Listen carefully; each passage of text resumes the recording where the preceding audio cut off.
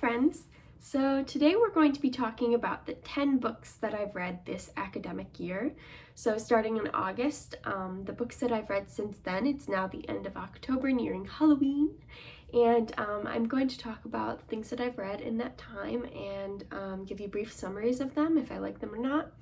And maybe talk about some of my reading plans for the upcoming season.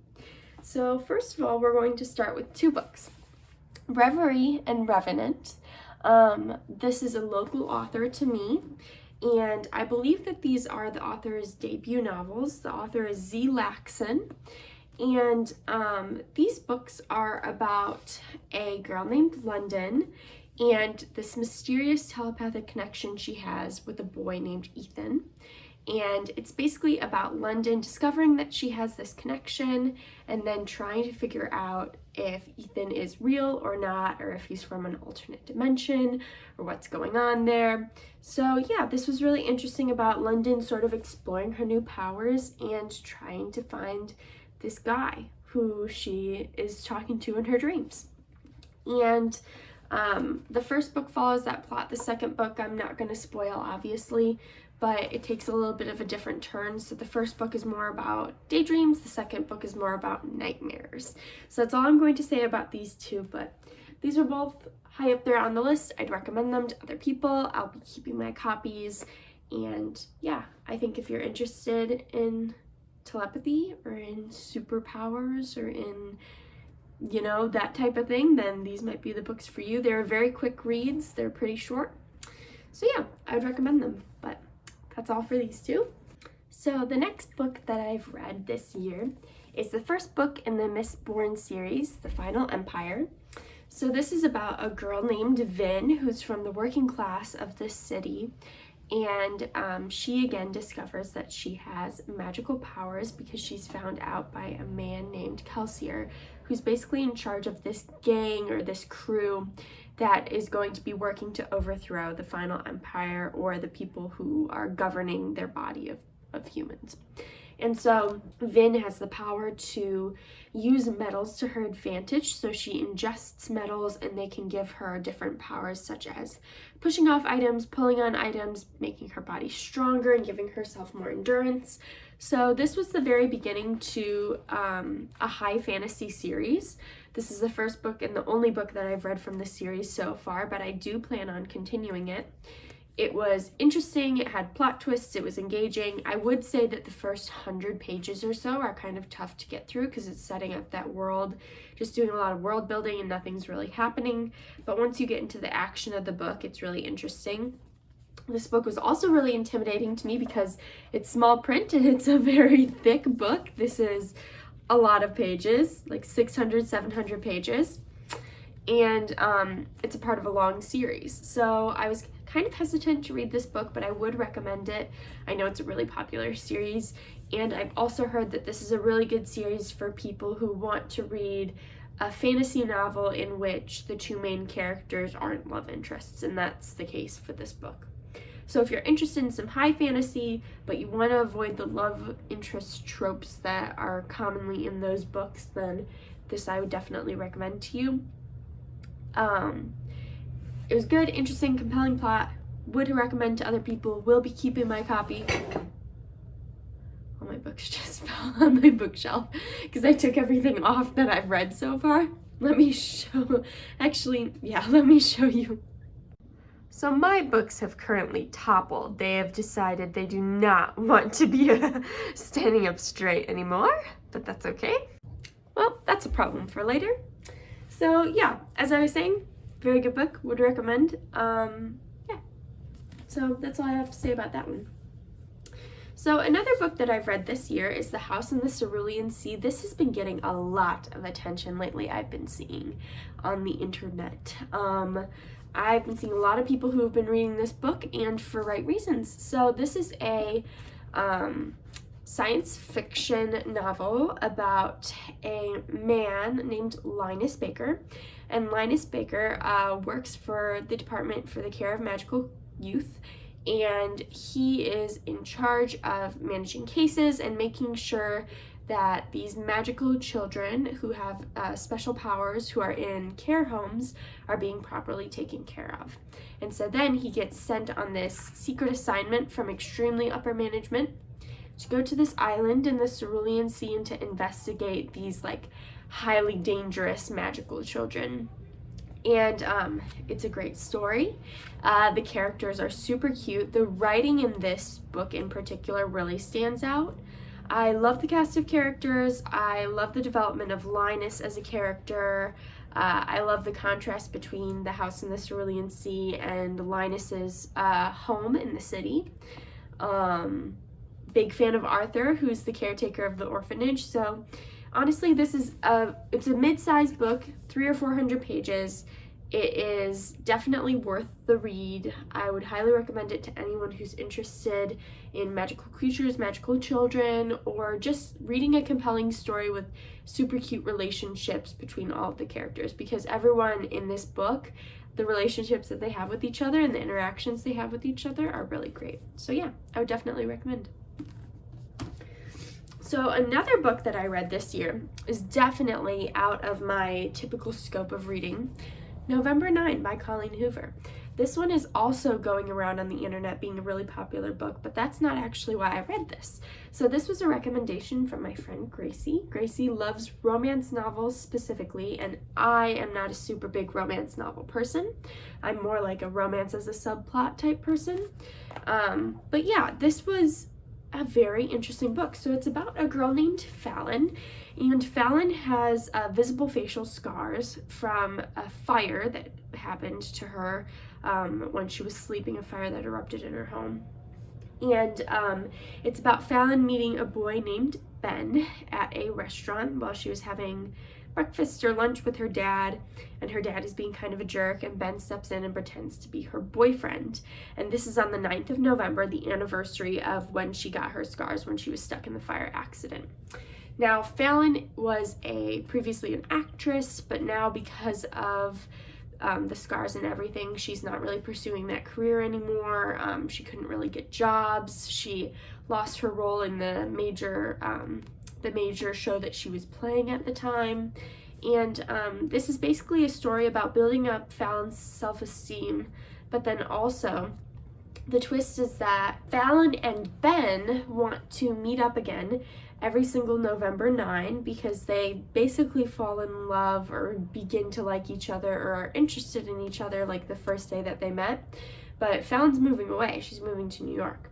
And so they've decided they're going to have no contact in between, but on every November 9, they're going to meet together at the same place, and they're going to do this for multiple consecutive November 9s. And Ben is going to be, he's a writer, he's going to be writing a story about basically all the things that happened to them, all their encounters on November 9.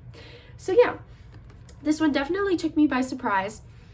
It is a romance novel. It reads as a romance novel. Some parts of it were cheesy to me. Some parts of it were difficult to read just because this isn't what I'm interested in. But overall, this was a good book. I would read it again. I'm keeping my copy. I would recommend it to other people, especially people who like romance novels. I do think that there are some controversial things inside this book and possibly with this author, but that's not necessarily something I'm going to address right now. I think overall, if you just want a book that is good to read, that's quick to read, that's another thing, is it's pretty short, like 200, 300 pages, and it goes by insanely fast because every single section of the book is broken up based off which November 9 it is. And so if that's something that you're looking for, if that's something that sounds interesting to you, then I would highly recommend this book, and I think you should pick it up. So something else that I read this year was Aristotle and Dante Discover the Secrets of the Universe. I don't have that book because I read it from the library, but I do have the second book, Aristotle and Dante Dive into the Waters of the World. So I read these two books back to back. Like I said, I actually listened to the audiobook for Aristotle and Dante, the first one, and after I finished the audiobook, I actually found out that this book, the second novel in the series, had been released. And so I was super excited because I didn't think that there was a sequel, and then I found out literally the day that I finished it that it had been published a day or two before. So I immediately went to the bookstore and picked this up. So Aristotle and Dante is a series about two boys named Aristotle and Dante, and they meet at the swimming pool because Dante teaches Aristotle how to swim, and they become friends, and it's a very sweet coming of age story. Aristotle is just sort of dealing with growing up and dealing with being a boy turning into a man, and trying to figure out high school and figure out his feelings, and it's just a really complex, he has a complex relationship with his family, with his dad, and with his brother who's been in prison. And yeah, it's a super sweet story. The narration in this story, the writing really stands out. This is probably one of the best or the most well-written books that I've read as far as just the prose and the narration about it. And without spoiling too much of Aristotle and Dante, I can't really tell you anything about this book except that it continues following the two main characters, and it's just a really sweet story. Yeah, I don't know if I want to spoil this or not. I think I'm going to spoil it, so if you don't want to hear spoilers, then this isn't the moment for you. But Aristotle and Dante discover their feelings for each other and get into a relationship at the end of the first book. And the second book is more about their relationship and now how they relate to the world that they live in and how they're going to be perceived as queer boys. And so this was a super good story, just about coming of age, about belonging, about forgiveness and love, and just so many great things. Please read this book. It took me way too long to read it. It went by so fast. I read it in a day. Like, you need to read this book. So yeah, I think that's all I have to say about this one, but please read it. So another book that I read this year is Red, White, and Royal Blue. So I don't have a physical copy. I actually read it as an audiobook, and I thought that it was really good. It was a sweet romance story between the first son of the United States president and Prince Henry of Wales, so Alex and Henry. And it's about their relationship and sort of how they meet each other, how they go from enemies to friends to lovers. And it's also about the relationship that they both have with their parents and that they have with the world, being such prominent figures, but then sort of dealing with these issues that they're dealing with, and then also the relationships they have with their siblings. And yeah, it's just a super interesting, sweet love story. It went by super fast. I would recommend it to other people if that's something that you're interested in. It's not typically something that I would read or that I would pick up. It's not necessarily on my top 10 list of favorite books, but I think that it was worthwhile read. I did enjoy it. I enjoyed the writing, and I would recommend it to other people. So yeah, that's all I have to say about that book. But if you're interested in a story that has some pretty high stakes romance, then I think that that's the one for you. Another book that I read this year was actually a graphic novel called Bloom. It's been on my list for a really long time. All I knew about it was that it was about a boy who works at a bakery who hires someone else to work at the bakery with him, and that's all I knew about it, and it was on my list for a really long time. This turned out to be another romance. So as you can see, I've sort of fallen into reading a lot of romance novels lately, but I mean, that's okay with me. This is a graphic novel. It's very beautiful. I'll show you some, like, look at that. It's just so pretty. All of it is in like teal, blacks, and whites. I read this in an hour. This in an hour. It went by, obviously, super fast. I thought that it was good. I think that it wasn't necessarily what I was expecting or what I was looking for. I thought it was going to be, I guess, more of a big plot line, but the plot was sort of like a subdued thing, and it was more about the interactions between the characters. I think it's definitely worthwhile. I enjoyed reading it. I'm glad that I read it. But yeah, it's about a boy named Ari, and Ari hires Hector to work at his dad's bakery because Ari wants to get out of his town. He wants to go off with his band. He wants to move into a new apartment with them, and he no longer wants to be working for the family bakery. So he hires Hector, who loves baking and is super interested in it, and Hector sort of brings back Ari's love of baking by them sort of working together. They become friends.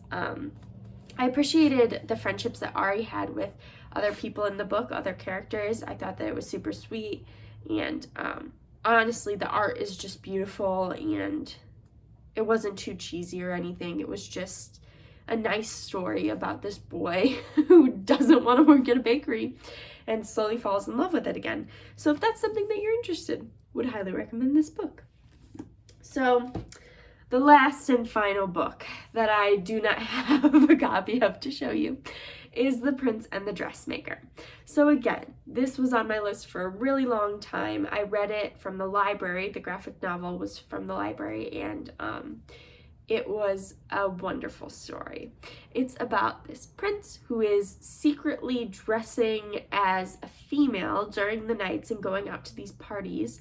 And he has a seamstress or a tailor that is working for him that he has this sort of partnership with, where they keep it a secret that the seamstress is going to make all these dresses for him and try and make him these beautiful like gowns and everything, and he's going to dress up as Lady Priscilla, which is his name that he goes by, and go throughout the night to all of these parties and to these exclusive events, and like he's winning awards for beautiful gowns, and it's just a wonderful story. Meanwhile, obviously his family is royal and they have a lot of expectations for him to find a suitor, and it's just about that balance between him and his family and what they want for him and what he wants for himself, the struggle of identity of trying to figure out like who he is and how he fits into the world and where he feels most comfortable. And it's just a wonderful story. I do have to say, out of all of the stories that I've read, these 10 books, this has the cutest ending. It is worthwhile for your time to read. I think I also read this one in about an hour. I go through novels pretty fast, graphic novels even faster because lots of pictures, obviously. But yeah, I would highly recommend this book. It was really good. So that's all that I read so far. My school started in August. It's the end of October. So this is all 2 months worth of reading. I've accomplished this much. And this is not something that I've done in a very long time. I've just been sort of going through books very quickly, and it averages to what, like 5 books a month? That's a lot of books. So yeah, that's what I've been up to lately. Been doing lots of reading. Those are the books that I've read so far. So now I think I want to tell you about the books that I'm planning on reading for the rest of the year. So as for the books that I've got to read still, I've got a couple of different options. One of them is Little Women. This is the book I got from the library this summer for the summer reading program. This is intimidating because it's very small font, and obviously it's a classic book, but I think that I'm going to enjoy it. I watched the movie with my mom, and that's what inspired me to pick up the book. So yeah, I'm really excited. This might be a possibility coming up. I've also got The Ones We're Meant to Find. All I know about this story is that I've been hearing so much about it lately, and it's about 2 sisters, something to do with being stranded on an island, maybe? Since C woke up on the shore of an abandoned island, she has no idea how she came to be marooned or what her life was like before. She only has the rickety house by the sea, an android she built for company, and a single memory. Somewhere beyond the horizon, she has a sister, and it's up to C to escape the island to find her.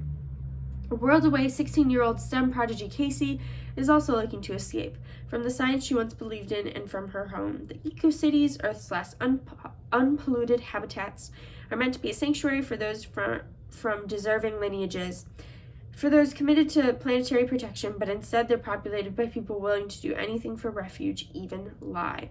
After a series of man-made disasters rock the planet, Casey must decide if she's ready to use science to help humanity, even though it failed the people who mattered the most to her. And one of the reasons why I picked up this book is because it's beautiful. Like, look at that cover, look at that rose gold foiling, look at these end pages. Tell me that this is not a beautiful book. So yeah, I'm super excited to read this. Not sure when I'm going to get around to it, but definitely want to. And I've heard a lot about it lately, so I want to see what I think about it and give my opinion. So I have 2 more novels that I picked up for my birthday from my parents. Thank you, Mom and Dad. And we went to the bookstore and I picked out 2 books. So one of the books that I picked out is Caraval. This is something that I've heard a lot about. It's been on my list for a really long time of a book that I've been meaning to buy. All I know is that it has something to do with a carnival maybe, or a game, or some sort of competition. I know that it's supposed to be incredibly atmospheric, that the characters are supposed to be great, and that is basically it. I don't have much else to share. I haven't read the book yet, but I heard that it's really good. So this is on my list of upcoming reads as well. And then finally, I've got this book, which I haven't heard anything about or heard anyone talking about. It's called Woven in Moonlight, Seize the Night, and it's by Isabel Ibanez. And it's basically, from what I understand, about this girl who has the power to spin thread from moonlight, who is going out at night as a vigilante, I think. So let me read you the back of it. Ximena is the decoy condesa, a stand-in for the last remaining Illustrian royal. Her people lost everything when the usurper Atok used an ancient relic to summon ghosts and drive the Illustrians from La Ciudad. Now Ximena's motivated by her insatiable thirst for revenge and her rare ability to spin thread from moonlight. When Atok demands the real Condesa's hand in marriage, it's Ximena's duty to go in her stead. She relishes the chance as an Illustrian spies have reported that Atok's no longer carrying his deadly relic. If Ximena can find it, she can return the true aristocrata to their rightful place. She hunts for the relic using her weaving ability to hide messages and tapestries for the resistance, but when a masked vigilante, a warm-hearted princessa, and a thoughtful healer challenge Ximena, her mission becomes more complicated. There could be a way to overthrow the usurper without starting another war, but only if Ximena turns her back on revenge and her condesa. So yeah, I'm super excited to read this book. I think that it's going to be incredibly magical. It says one of Time Magazine's best fantasy books of all time, and it's got the William C. Morris Debut Award finalist. So that tells me that this was a debut novel as well. It's also just plain beautiful. Like, look at the cover. So I'm super excited to read this. So yeah, these are the books that I've got on my waiting list so far. And then for continuations of series, I've also got the second book in the Mistborn series, not the Mistborn trilogy. And I'm also planning on reading some Frederick Bachman books as well. So yeah, that's all I've got to share for right now. It's definitely a lot. I can't believe how much I've read so far. But those are all the updates that I've got, and I hope that you pick up some of these books and read them because they were really good. And I'll talk to you soon. Bye.